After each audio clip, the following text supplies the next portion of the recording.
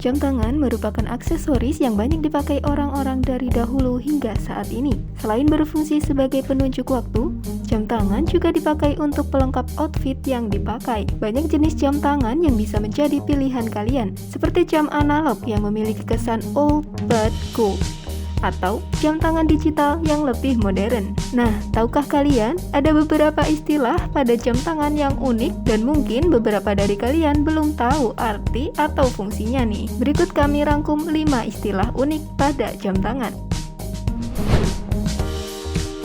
Strap.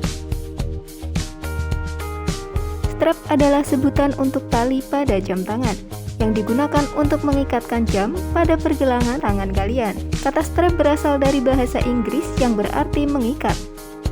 Terdapat beberapa bahan yang bisa ditemukan pada strap jam tangan, antara lain kulit sintetis, rubber atau karet, stainless steel, dan juga kanvas.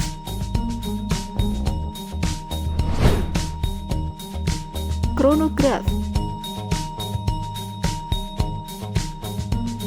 Pernah melihat jam tangan yang punya lingkaran-lingkaran kecil di dalamnya? Yap, seperti itulah penampakan dari chronograph ini. Fungsi chronograph sendiri kebanyakan adalah sebagai stopwatch, guys. Selain untuk fungsi utamanya, adanya chrono pada jam tangan ini juga bikin jam yang kamu pakai makin keren loh.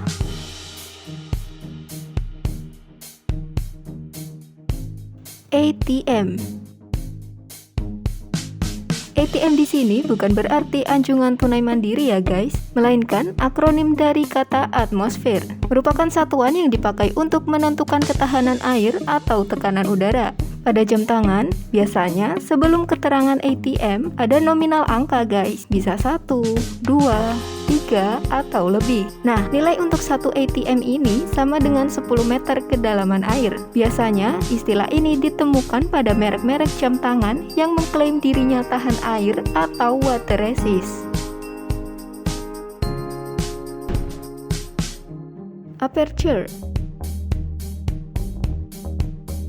Fitur kalender atau penanda hari tentu tidak asing bagi pemilik atau bahkan kolektor jam tangan. Adanya kalender di jam tangan membantu pemakainya untuk mengingat tanggal dan hari apa saat digunakan.